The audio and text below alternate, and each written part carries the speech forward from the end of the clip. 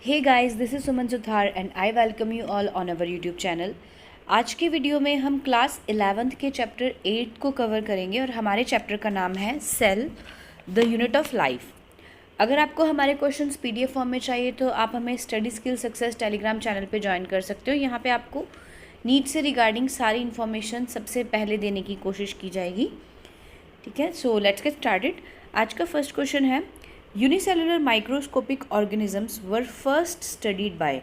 Microscopic organism को सबसे पहले किसने स्टडी किया था? रॉबर्ट हुक, प्रिस्ले, पास्चर और ल्यूवेनहॉक।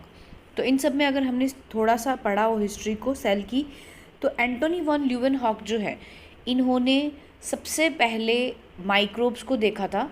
और माइक्रोब्स में भी इन्होंने कौन से माइक्रोब्स को देखा था? इन्होंने बेसिकली किसको देखा था? प्रोकैरियोट्स को देखा था। जो टीथ का स्कम होता है, दांत के ऊपर जो मैल होती है, नाली का पानी होता है, इस तरीके से उन्होंने 2-4 चीज़ें ली और एक बहुत ही सिंपल सा माइक्रोस्कोप बनाया था इन्होंने, कुछ लेंसेज को एक के आगे एक अरेंज करके। और उन लेंसेज की हेल्प से इन्होंने क्या किया था? कुछ लिविंग ऑर्गेनिजम्स को, लिविंग ऑब्जेक्ट्स को देखा। ठीक है, सबसे पहले इन्होंने देखा और उनको क्या किया? डिस्क्राइब किया। तो Antony von Leeuwenhoek was the first one to observe the cell and describe the cell. Next question, the most likely used method used to determine the structural details of the cell organism is autoradiography, microdissection, electron microscopy, phase contrast microscopy. ठीक है, जो EM होता है हमारा, electron microscopy, अगर हम इसकी बात करते हैं तो EM के थ्रू सबसे ज़्यादा माइक्रोस्कोप्स में सबसे बेटर तरीके का माइक्रोस्कोप जिसका रिजोल्यूशन पावर सबसे ज़्यादा होता है। इवन जो हम नॉर्मल लाइट माइक्रोस्कोप देखते हैं, जो आप लेबोरेटरी में काम में लेते हैं, उस लाइट माइक्रोस्कोप से 1000 टाइम ज़्यादा इसका क्या होता है? रिजोल्यूशन होता है। और अगर हम इसकी मैग्नीफिकेशन की बात करते हैं कि ये कितने ज़्यादा ऑब्जेक्ट्स को मैग्नीफाई कर सकता है, तो ये 250,000 से लेकर के 400,000 टाइम्स तक। ठीक है, यानी कि ये लगभग 25 लाख से 40 लाख गुना तक चीज़ों को क्या कर सकता है? मैग्नीफाई कर सकता है। ठीक है, इसके अंदर जो लेंसेज काम में लिए जाते हैं वो होते हैं हमारे इलेक्ट्रोमैग्नेटिक लेंसेज होते हैं। ठीक है, और उसके अलावा ऑब्जेक्टिव लेंस और मैग्नीफाइंग लेंस भी होते हैं, जिनकी हेल्प से चीज़ों को बहुत ज़्यादा मैग्नीफाई करके आराम से देखा जा सकता है। तो सेल ऑर्गेनेल्स की स्टडीज़ के लिए भी सबसे बेस्ट कौन सा रहता है? Electron microscopy. Next question, the figure of cork cell as seen by Robert Hooke was published in the book. Robert Hooke ने सेकेंड वन थे जिन्होंने देखा था एंटोनी वॉन ल्यूवेनहॉक के बाद में। इन्होंने कॉर्क जो होता है, प्लांट की जो बार्क होती है, छाल की जो सेल्स होती है, उनको देखा था। और ये डेड सेल्स थी, और ये डेड सेल्स इनको डब्बे डब्बे के जैसे दिखाई दी, तो इन्होंने उनको क्या नाम दे दिया? सेल टर्म भी इन्होंने दी थी, सेल या सेल्यूलर टर्म। और इन्होंने अपनी जो भी फाइंडिंग्स थी, अपने जो भी पेपर्स थे, वो इन्होंने कौन सी बुक में पब्लिश किए थे? तो इन्होंने पब्लिश किए थे माइक्रोग्राफिया के अंदर। ठीक है, ओरिजिन ऑफ स्पीशीज़ जो है वो इवोल्यूशन से रिलेटेड बुक है। ठीक है, स्पीशीज़ प्लांटेरम और स्पीशीज जेनेरा प्लांटेरम जो है, ये एरिस्टोटल और लीनियस की लिखी हुई किताबें हैं। और इन दोनों ही बुक्स के ऊपर बुक्स में क्लासिफिकेशन से रिलेटेड बुक्स हैं। ठीक है, तो माइक्रोग्राफिया जो है वो बुक किसकी लिखी हुई थी? रॉबर्ट हुक की लिखी हुई थी, जिसमें उन्होंने अपनी फाइंडिंग्स बताई, कॉर्क सेल के बारे में बताया। Who propose the theory that cells arise from the pre existing cells. ठीक है, एक थ्योरी आती है जिसे कि हम क्या कहते हैं? Cell theory. Cell theory was given by Schleiden and Schwann. Schleiden और स्वान ने अलग अलग काम करते हुए सेल थ्योरी दी थी, लेकिन बाद में अलग अलग काम करते हुए इन्होंने अपनी अलग अलग फाइंडिंग्स निकाली। बाद में कंबाइंड होकर के इन दोनों ने क्या दे दी? Cell theory. सेल थ्योरी ये कहती है कि हर एक ऑर्गेनिज्म जो है, हर जीवित जीव जो है, हर एक जीवित जीव जो होता है वो किसका बना होता है? सेल्स का बना होता है या सेल के प्रोडक्ट से बना होता है। लेकिन ये दोनों ये नहीं समझा पाए थे कि एक सेल जो है वो डिवाइड कैसे करती है। तो सेल के डिवीजन के लिए जो आए थे वो कौन थे? Rudolf Virchow. विर्चो का पूरा नाम भी हम ध्यान रखेंगे। इनका पूरा नाम है रुडोल्फ विर्चो। रुडोल्फ विर्चो ने एक थ्योरी दी थी, उस थ्योरी को क्या कहा था इन्होंने? ओमनिस सेल्यूला ई सेलुला।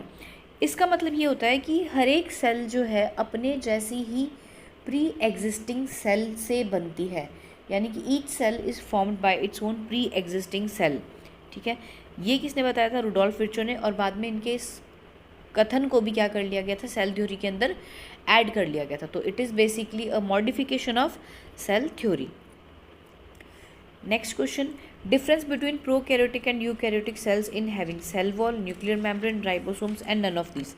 ठीक है, तो अगर हम बेसिकली बात करते हैं तो कुछ कुछ डिफरेंस तो दोनों सेल्स में है ही, लेकिन जो मेजर डिफरेंस है, प्रो का मतलब होता है प्रिमिटिव, कैरियन का मतलब होता है न्यूक्लियस, यू का मतलब होता है ट्रू टाइप ऑफ, और कैरियन का मतलब क्या होता है? न्यूक्लियस। ठीक है, जिसमें प्रिमिटिव टाइप का न्यूक्लियस प्रेजेंट होता है वो प्रोकैरियोटिक, जिसमें ट्रू टाइप का न्यूक्लियस, ट्रू टाइप का मतलब ओरिजिनल न्यूक्लियस जिसे हम देखते हैं वो प्रेजेंट होता है, वो कौन सी होती है? यूकैरियोटिक। और न्यूक्लियस की सबसे डेफिनेट कैरेक्टर क्या है? न्यूक्लियस के चारों तरफ डबल मेम्ब्रेन प्रेजेंट होती है, जिसे हम क्या कहते हैं? Nuclear membrane.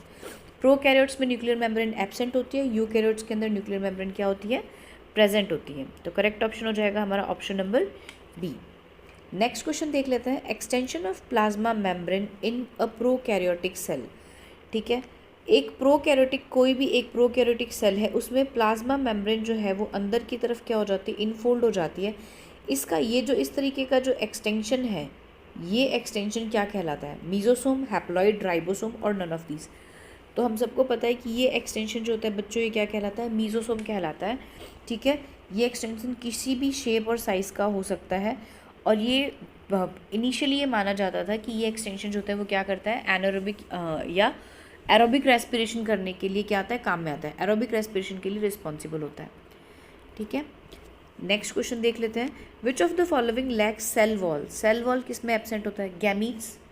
ठीक है, गैमीट्स या युग्मक जो होते हैं वो किसी भी प्लांट किंगडम के हो या किसी भी एनिमल किंगडम के हो, इनके अंदर एनिमल्स में तो वैसे ही सेल वॉल नहीं होती, किसी भी प्लांट के गैमीट्स के अंदर सेल वॉल प्रेजेंट नहीं होती है। अमीबा, ठीक है, सबको पता है अमीबा जो होता है उसके सूडोपोडियाज बनते रहते हैं, वापस से ख़त्म होते रहते हैं। ठीक है, प्रोटोजोआन है, अमीबा के अंदर भी सेल वॉल क्या होती है? एब्सेंट। माइकोप्लाज्मास या माइकोप्लाज्मास के लिए एक और टर्म काम में ली जाती है, इनको कहा जाता है पीपीएलओ। पीपीएलओ का मतलब होता है प्लूरी निमोनिया लाइक ऑर्गेनिज्म, या इन्हें कहा जाता है jokers of plant kingdom. Jokers क्यों कहा जाता है? क्योंकि ये लगातार अपनी शेप चेंज करते रहते हैं। ठीक है, तो करेक्ट ऑप्शन हमारा क्या हो जाएगा? ऑप्शन नंबर डी, क्योंकि इन सभी में ही क्या होती है? सेल वॉल क्या होती है? Totally absent. नेक्स्ट क्वेश्चन देख लेते हैं, active transport across bio membrane involves. जब हम बात करते हैं एक्टिव ट्रांसपोर्ट की, तब उसमें क्या होता है? Production of ATP, requirement of energy, production of toxins and release of energy. जब हम ट्रांसपोर्टेशन की बात करते हैं तो ट्रांसपोर्टेशन दो तरीके से हो सकता है, एक हो सकता है पैसिव और दूसरा कौन सा होता है? एक्टिव। पैसिव ट्रांसपोर्टेशन वो होता है जिसमें किसी तरीके की एनर्जी सेल खर्च नहीं कर रही है। ट्रांसपोर्ट जो है, जैसे पानी है, अगर सेल के बाहर पानी ज़्यादा है, सेल के अंदर कम है, तो वाटर अपने आप नॉर्मल डिफ्यूजन प्रेशर जो नॉर्मल डिफ्यूजन जो होता है, विसरण की क्रिया जिसे हम कहते हैं, उससे बाहर से क्या आ जाएगा? अंदर आ जाएगा। इसे हम कहते हैं एंडोऑस्मोसिस का प्रोसेस। तो अलोंग दी कॉन्सेंट्रेशन ग्रेडियंट, सांद्रता प्रवणता के अनुरूप जो काम होता है वो कौन सा होता है? पैसिव ट्रांसपोर्टेशन में होता है, और उसके अगेंस्ट जनरली किस में होता है? एक्टिव ट्रांसपोर्टेशन में। एक्टिव में कॉन्सेंट्रेशन ग्रेडियंट के अगेंस्ट जाकर के काम होता है, इसलिए एक्टिव में क्या होता है? एनर्जी देनी पड़ती है, एटीपीज खर्च करने पड़ते हैं। ठीक है, तो करेक्ट ऑप्शन हमारा क्या हो जाएगा? Requirement of energy, energy is required, energy is consumed, या ATPs are consumed. Next question, cell adhesion and cell recognition occurs due to biochemical of cell membranes named. ठीक है, सेल एडेशन कुछ sales को आपस में चिपकने के लिए, और सेल रिकॉग्निशन, यहाँ पे सेल रिकॉग्निशन टर्म बहुत ज़्यादा ज़रूरी है, क्योंकि हर सेल के ऊपर क्या प्रेजेंट होते हैं? कुछ रिसेप्टर्स प्रेजेंट होते हैं। ये रिसेप्टर्स अलग अलग सिग्नल्स को रिसीव करने का काम करते हैं। ठीक है, और यही जो होते हैं सेल्स को रिकॉग्नाइज करवाते हैं कि कौन सी सेल के अंदर क्या है, कौन सी सेल में क्या है। इस सेल को रिकॉग्निशन उनके सेल सरफेस से ही हो जाता है, क्योंकि हर सेल के सरफेस के ऊपर स्पेसिफिक रिसेप्टर होते हैं। जैसे आप सबने पढ़ा है, एंटीजन प्रेजेंट होता है आरबीसी के ऊपर। ठीक है, एंटीजन भी एक तरीके के हैं, ग्लाइकोप्रोटीन्स हैं। और जो ऐसे रिसेप्टर्स होते हैं या सेल एडेशन के लिए जो रिस्पॉन्सिबल मॉलिक्यूल्स होते हैं, ये हमेशा किसके बने होते हैं? या तो ग्लाइकोप्रोटीन के, या फिर क्या होते हैं? ग्लाइकोलिपिड्स के। ग्लाइकोप्रोटीन जो होते हैं वो क्या है, ग्लाइको टर्म आई है ग्लाइकोजन से, इसका मतलब हमने लेना होता है कार्बोहाइड्रेट प्लस क्या होते हैं, प्रोटीन, और ग्लाइकोलिपिड्स जो होते हैं वो क्या होता है, कार्बोहाइड्रेट प्लस लिपिड की बनी हुई क्या होती है, स्ट्रक्चर होती है। ठीक है, करेक्ट ऑप्शन रहेगा option number C. Next question, in which method of transport plasma membrane does not require carrier molecules, कि कौन से ट्रांसपोर्टेशन में प्लाज्मा मेम्ब्रेन को कैरियर मॉलिक्यूल की ज़रूरत नहीं होती है। ठीक है, एक्टिव ट्रांसपोर्टेशन कौन सा था, जिसके अंदर एटीपी को खर्च किया जाता है ट्रांसपोर्ट करवाने के लिए। फैसिलिटेटेड डिफ्यूजन का मतलब ये हो जाता है कि इसको हिंदी में कहा जाता है सुगमति या सुविधाजनक। जैसे हमें पता है कि जो सेल मेम्ब्रेन है बच्चों, वो कैसी होती है, लिपिड की बनी होती है, लिपिड की बाइलेयर है, तो लिपिड हमारा कैसा है, फैट सॉल्युबल है, और वाटर से लिए क्या हाइड्रो क्या होता है, ये फोबिक होता है। तो कुछ मॉलिक्यूल्स जो कि हाइड्रोफिलिक है, पानी में सॉल्युबल है, उनको ट्रांसफ़र होने में क्या होगी, प्रॉब्लम आएगी, क्योंकि लिपिड कैसा है आपका, फैट में सॉल्युबल है, वाटर में क्या होता है, इनसॉल्युबल। इसलिए ऐसे जो वाटर सॉल्युबल मॉलिक्यूल्स होते हैं उनके ट्रांसपोर्टेशन के लिए स्पेसिफिक कैरियर प्रोटीन्स होते हैं। वो कैरियर प्रोटीन जो होते हैं, वो प्रोटीन जो होते हैं, वो क्या करवाते हैं, ट्रांसपोर्टेशन को ईजी करवा पाते हैं। इस तरीके के ट्रांसपोर्टेशन को कहा जाता है फैसिलिटेटेड डिफ्यूजन। सिंपल डिफ्यूजन के लिए किसी भी तरीके के प्रोटीन वगैरह की रिक्वायर नहीं होती है, ये सीधा सीधा जो चैनल्स होते हैं उनमें से होकर के क्या हो जाता है, शिफ्ट। सोडियम पोटेशियम पंप ये एक्टिव ट्रांसपोर्ट का ही क्या है, एक एग्जाम्पल है। तो करेक्ट ऑप्शन हमारा क्या हो जाएगा, option number C. Next question, the best material of study of structure of cell membrane is, cell membrane की स्टडी के लिए सबसे बेस्ट मटेरियल कौन सा है, human RBC, frog RBC, cheek cell of human, liver cell of rat. तो हमारा correct option रहेगा वो क्या रहेगा, ह्यूमन आरबीसी। क्यों, क्योंकि ह्यूमन आरबीसी जो होती है उसके अंदर बहुत से ऑर्गेन्स जो होते हैं वो क्या होते हैं, एब्सेंट होते हैं। जैसे माइटोकॉन्ड्रिया नहीं होता, न्यूक्लियस नहीं होता, तो इसके कारण उसको आराम से इजीली स्टडी किया जा सकता है। क्योंकि अगर हम बड़े ऑर्गेनल्स की बात करते हैं तो बड़े ऑर्गेनल्स कौन से होते हैं, माइटोकॉन्ड्रिया और न्यूक्लियस, दो ही बड़े ऑर्गेनल्स होते हैं आपके। तो इनके एब्सेंस होने के कारण सेल को इजीली आराम से स्टडी किया जा सकता है। ठीक है, फ्रॉग की आरबीसी में, कैमल की आरबीसी में, लामा की आरबीसी में, इन सभी में न्यूक्लियस पाया जाता है। बाकी नीचे वाली दो में भी न्यूक्लियस और माइटोकॉन्ड्रिया क्या होता है, प्रेजेंट। तो करेक्ट ऑप्शन रहेगा option number A. Next question, which of the following will determine the shape of the cells and provides a strong structural support to prevent the bacterium from bursting और collapsing. ठीक है, जो sales की shape को बना करके रखता है, प्लांट सेल्स में सेल्स की शेप को कौन बनाता है, सेल वॉल। ठीक है, उसके अलावा ये बैक्टीरिया को फटने से भी रोकता है, कोलैप्स होने से भी रोकता है। ये काम भी किसका होता है, सेल वॉल का होता है, क्योंकि सेल वॉल ही बैक्टीरिया को एंडोऑस्मोसिस के बाद में बर्स्ट आउट होने से क्या होता है, रोकता है। करेक्ट ऑप्शन हमारा हो जाएगा option number B, cell wall. Next question, which one of the following is not considered as part of endomembrane system. Endomembrane system की अगर हम बात करते हैं तो एंडोमेम्ब्रेन सिस्टम के अंदर इसी सिस्टम को और भी क्या कहा जाता है, इसको कहा जाता है गर्ल सिस्टम। ठीक है, गर्ल सिस्टम का क्या मतलब होता है, जी से स्टैंड फॉर गोल्जी कॉम्प्लेक्स, ई से क्या होता है, एंडोप्लाज्मिक रेटिकुलम, राइबोसोम, और क्या होता है, लाइसोसोम। इन्हें एक पूरा का पूरा सिस्टम या एक कॉम्प्लेक्स क्यों कहा जाता है, क्योंकि ये सभी क्या होते हैं, आपस में सिंक्रोनाइज्ड होकर के काम करते हैं। जैसे ईआर जो होती है वो प्रोटीन बनाती है, उस प्रोटीन की मैच्योरेशन जो है वो मैच्योरेशन या तो ईआर में होगी या फिर कहाँ पर होती है, गोल्जी कॉम्प्लेक्स के अंदर होती है। ठीक है, राइबोसोम्स जो होते हैं वो ईआर बनाने में, ईआर के ऊपर चिपके रहते हैं और एंडोप्लाज्मिक रेटिकुलम से प्रोटीन बनाने में क्या करते हैं, हेल्प करते हैं। लाइसोसोम्स का सिंथेसिस भी इसी प्रोसेस से होता है। ईआर में लाइसोसोम के प्रोटीन बनते हैं, गोल्जी में वो क्या हो जाते हैं, मैच्योर हो जाते हैं, और मैच्योर होकर के वो एक वेसाइकल के फॉर्म में गोल्जी कॉम्प्लेक्स से बाहर निकल जाते हैं। तो ये सारा का सारा सिस्टम एक साथ सिंक्रोनाइज चलता है। तो गोल्जी कॉम्प्लेक्स है, वैक्यूल है, लाइसोसोम्स है, लेकिन परऑक्सीसोम जो होता है वो क्या होता है, अलग होता है। परऑक्सीसोम हो गया, क्लोरोप्लास्ट, ये सारे के सारे GERL सिस्टम के अंदर नहीं आते हैं। Next question, which of the following is responsible for the origin of lysosomes. हमने अभी बात की थी, क्लोरोप्लास्ट, माइटोकॉन्ड्रिया, गोल्जी या राइबोसोम। तो करेक्ट ऑप्शन हमारा क्या हो जाएगा, गोल्जी कॉम्प्लेक्स जो होता है it is responsible for the origin of lysosomes. Primary lysosomes होते हैं जो सीधे गोल्जी कॉम्प्लेक्स से निकले होते हैं, जिनके चारों तरफ सेल मेम्ब्रेन है और उसमें क्या है, डाइजेस्टिव एंजाइम्स है। उन लाइसोसोम्स को क्या कहा जाता है, primary lysosomes. Next question, beetroot if kept in cold water anthocyanin does not come out due to plasma membrane which is. अगर हम इसे ठंडे पानी में रखते हैं तो बीट रूट की जो प्लाज्मा मेम्ब्रेन होती है वो क्या होती है, टोटली इम्परमिएबल होती है टू एंथोसाइनिन। एंथोसाइनिन उससे क्रॉस नहीं कर पाता, ठीक है। लेकिन क्या कंडीशन होती है कि एंथोसाइनिन जो है वो कैसा है, वाटर सॉल्यूबल है। एंथोसाइनिन कैसा है, वाटर में क्या है, सॉल्यूबल है। और हमें पता है जो वाटर सॉल्यूबल पिगमेंट्स होते हैं वो सेल मेम्ब्रेन को क्रॉस नहीं कर पाते हैं। लेकिन अगर हम इसे गर्म कर देते हैं, चुकंदर की जो जड़ें होती हैं बीट रूट उसे गर्म कर देते हैं तो प्लाज्मा मेम्ब्रेन डिस्टर्ब हो जाती है, जिसके कारण सारा का सारा पिगमेंट क्या आ जाता है, बाहर आ जाता है, ठीक है। तो these are impermeable to anthocyanin. Option number B क्या हो जाएगा हमारा correct option. Next question, which of the following structures between two adjacent cells is an effective transport pathway. ठीक है, दो पास पास की जो सेल्स होती है उसमें से कौन सी दो स्ट्रक्चर जो होती है वो क्या होती है, ट्रांसपोर्ट पाथवे का काम करती है। Plasmodesmata, plastoquinones, endoplasmic reticulum and plasmalemma. Plasmalemma plasma membrane ही होती है, एंडोप्लाज्मिक रेटिकुलम भी काम नहीं करती है।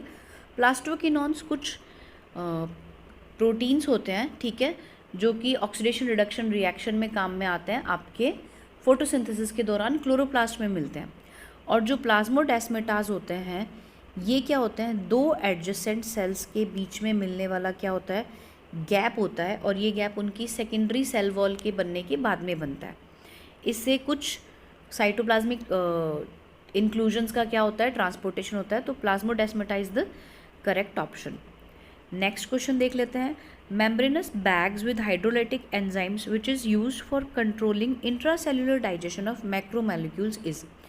कि ऐसे बैग्स जिनमें हाइड्रोलिटिक एंजाइम्स भरे रहते हैं और इंट्रासेलुलर डाइजेशन को कंट्रोल करते हैं, उन्हें क्या कहते हैं, एंडोप्लाज्मिक रेटिकुलम, न्यूक्लियोसोम्स, लाइसोसोम्स और फैगोसोम्स। ठीक है, अगर हम बात करते हैं इनकी तो जिनमें हाइड्रोलाइटिक एंजाइम्स भरे रहते हैं उन्हें हम क्या कहते हैं, लाइसोसोम्स, जिनके चारों तरफ न्यूक्लियर मेम्ब्रेन होती है और इसके अंदर एंजाइम्स होते हैं जो कि इंट्रासेलुलर डाइजेशन के लिए काम में आते हैं। ठीक है, next question, percentage of mitochondrial DNA in a cell. की एक सेल के टोटल परसेंटेज का कितना परसेंट होता है माइटोकॉन्ड्रियल डीएनए, 10%, 1% और 2.5। Direct database fact based question है, इसका कितना होता है, 1%। टोटल डीएनए का 1% ही क्या होता है, माइटोकॉन्ड्रियल डीएनए होता है। Correct option is option number B. Which of the following pair lack the unit membrane. ठीक है, जिसमें यूनिट मेम्ब्रेन स्ट्रक्चर नहीं होती है, न्यूक्लियस और एंडोप्लाज्मिक रेटिकुलम दोनों में होती है। माइटोकॉन्ड्रिया और क्लोरोप्लास्ट दोनों के अंदर भी क्या होती है, मेम्ब्रेन प्रेजेंट होती है। ठीक है, गोल्जी बॉडी और लाइसोसोम्स में भी होती है। राइबोसोम्स में मेम्ब्रेन एब्सेंट होती है एंड न्यूक्लियस। ओके बच्चों, यहाँ पे न्यूक्लियस की जगह हमें ऑप्शन में क्या करना है, न्यूक्लियोलस, इसको हिंदी में कहा जाता है केंद्रिका। ठीक है, न्यूक्लियोलस और राइबोसोम इन दोनों में ही क्या होती है, सेल यूनिट मेम्ब्रेन जो स्ट्रक्चर होती है वो क्या होती है, आपके एब्सेंट होती है। ठीक है, तो करेक्ट ऑप्शन हमारा क्या हो जाएगा, option number C. Next question, mitochondrial cristae are the sites of. Mitochondria की जो इनर मेम्ब्रेन है उसकी आपस में ही फोल्डिंग हो जाने के कारण जो बनने वाली स्ट्रक्चर होती है उस स्ट्रक्चर को हम क्या कहते हैं, माइटोकॉन्ड्रिया की क्रिस्टी। ठीक है, it is the site for breakdown of macromolecules, protein synthesis, phosphorylation of flavoproteins और ऑक्सीडेशन रिडक्शन रिएक्शन। हम सब ने ETS पढ़ा है, इलेक्ट्रॉन ट्रांसपोर्ट सिस्टम रेस्पिरेशन के अंदर, वो कहाँ पे होता है, माइटोकॉन्ड्रिया के क्रिस्टी के अंदर। और इलेक्ट्रॉन ट्रांसपोर्ट सिस्टम के अंदर बेसिकली क्या होता है, oxidation reduction reaction. Carrier proteins जो होते हैं, इलेक्ट्रॉन को कैरी करने वाले प्रोटीन्स जो होते हैं, साइटोक्रोम जो होते हैं, उनका ऑक्सीडेशन और रिडक्शन होता रहता है। तो correct option will be option number D. Next question, where does glycosylation of proteins occur. Glycosylation of protein का मतलब है प्रोटीन बनने के बाद में प्रोटीन का क्या होना, मैच्योरेशन होना। हमने GERL सिस्टम की बात की थी। ठीक है, एंडोप्लाज्मिक रेटिकुलम में प्रोटीन बनते हैं और उसका मैच्योरेशन भी कहाँ होता है, या तो एंडोप्लाज्मिक में रेटिकुलम में ही हो जाता है या फिर कहाँ होता है, कुछ प्रोटीन्स का कहाँ होता है, गोल्जी कॉम्प्लेक्स में जाकर के होता है। तो हम ऑप्शंस के हिसाब से देखें तो ऑप्शंस के हिसाब से करेक्ट ऑप्शन हमारा क्या हो जाएगा, option number A, endoplasmic reticulum. Next question, the cytoskeleton is a proteinaceous network of fibres in the cytoplasm, it is involve in. Protein के बने हुए फाइबर्स होते हैं जिनका क्या क्या काम हो सकता है, मैकेनिकल सपोर्ट, यस, साइटोस्केलेटन अंदर से मैकेनिकल सपोर्ट प्रोवाइड करवाते हैं, सेल वॉल सेल को बाहर से मैकेनिकल सपोर्ट प्रोवाइड करवाती है, मोटिलिटी में हेल्पफुल होते हैं, maintenance of cell shape, cell की शेप को मेंटेन करके रखते हैं। तो हमारा करेक्ट ऑप्शन क्या हो जाएगा, option number D, all of these. ये सारे के सारे काम किसके होते हैं, माइक्रोफाइबर्स के होते हैं, ठीक है, साइटोस्केलेटन के काम में होते हैं। Next question, both the membrane of mitochondria are, mitochondria की जो दोनों मेम्ब्रेन्स होती है वो structurally different but functionally similar, no, ये स्ट्रक्चरली भी डिफरेंट होती है कि आउटर मेम्ब्रेन तो सिंपल होती है और इनर मेम्ब्रेन जो होती है इन फोल्डिंग के कारण क्या बना लेती है, क्रिस्टी। तो करेक्ट ऑप्शन हमारा कौन सा रहेगा, option number B, structurally as well as functionally different. Functionally different का मतलब है इनका काम भी अलग अलग होता है। आउटर मेम्ब्रेन बस परमिएबिलिटी को कंट्रोल करती है और माइटोकॉन्ड्रिया की जो इनर मेम्ब्रेन है, इनर मेम्ब्रेन के ऊपर क्या होता है, ईटीएस चलता है, ऑक्सीडेशन रिडक्शन रिएक्शंस जो होती हैं वो होती हैं। तो दोनों का स्ट्रक्चर भी अलग है, दोनों के फंक्शन भी क्या है, अलग अलग है। नेक्स्ट क्वेश्चन, ग्रेना आर, ग्रेनास जो होते हैं वो कहाँ प्रेजेंट होते हैं, क्लोरोप्लास्ट के अंदर प्रेजेंट होते हैं। और क्लोरोप्लास्ट में थाइलाकॉइड्स होते हैं, एक सैक के जैसे स्ट्रक्चर, थाइलाकॉइड एक के ऊपर एक अरेंज होकर के इसको क्या बना कहते हैं, ग्रेनम। सिंगुलर फॉर्म या एक को क्या कहा जाता है, ग्रेनम। बहुत सारे जब हो जाते हैं तब उसे क्या कहा जाता है, ग्रेना। तो grana are protein storing plastids, coloured plastids, ठीक है, stacks of thylakoid, individual thylakoid present in stroma. Thylakoid के स्टैक्स को क्या कहा जाता है, बेसिकली ग्रेना कहा जाता है। Next question, the main organelle involve in the modification and routing of newly synthesised protein to their destination is. हमने बात की थी कि प्रोटीन जो होते हैं वो बनते का है, एंडोप्लाज्मिक रेटिकुलम के अंदर बनते हैं और इनको अपनी डेस्टिनेशन तक पहुंचाना, इनकी पैकेजिंग करना और ठीक है इनका मॉडिफिकेशन करवाना, ये सारा का सारा काम किसका होता है, Golgi complex plus endoplasmic reticulum. तो करेक्ट ऑप्शन हमारा क्या हो जाएगा, ER, एंडोप्लाज्मिक रेटिकुलम, क्योंकि मेन फंक्शन जो होता है वो इसमें किसका होता है, एंडोप्लाज्मिक रेटिकुलम का ही होता है। Next question, centriole and centrosome occurs, इनको ये सेल के अंदर कहाँ पर होते हैं, कौन सी सेल्स के अंदर होते हैं, in green plants, no, green plants जो होते हैं यानी कि जो हमारी प्लांट सेल होती है, प्लांट सेल और एनिमल सेल में सेल वॉल के डिफरेंस के अलावा भी कई डिफरेंसेस होते हैं। उनमें से एक डिफरेंस ये भी है कि एनिमल सेल जब डिवाइड करते हैं तब उनके तर्कु तंतु या स्पिंडल फाइबर्स जो होते हैं वो किससे बनते हैं, सेंट्रियोल्स या सेंट्रोसोम से बनते हैं।